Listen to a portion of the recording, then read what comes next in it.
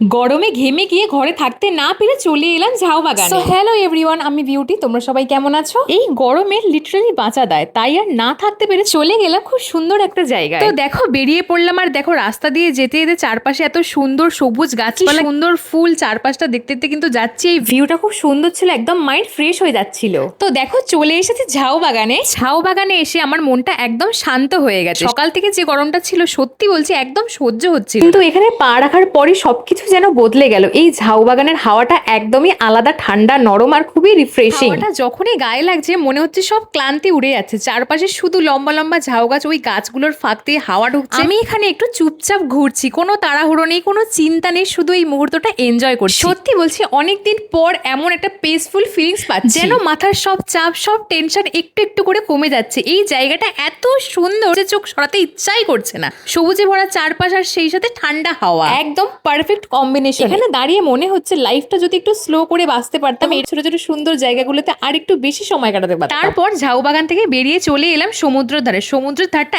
একদমই অন্যরকম ছিল, খুব সুন্দর হাওয়া দিচ্ছিল, সেই ঠান্ডা বাতাসটা গায়ে লাগতে একদম শান্তি লাগছিল। আর সমুদ্রের জলটা এত সুন্দর লাগছিল, শুধু তাকিয়ে থাকতে ইচ্ছা করছিল। দেখো সমুদ্রের ধারে ক্রিকেট খেলছে সবাই, কত মজা করছে। আমার তো ভীষণই ভালো লাগছে। তোমাদের কেমন লাগলো ভিডিওটা অবশ্যই কিন্তু কমেন্ট করে জানিও। ভালো লাগলে একটি লাইক করো, ভালোবাসা দিয়ে আমার পাশে থেকেও। দেখাবে ছোট্ট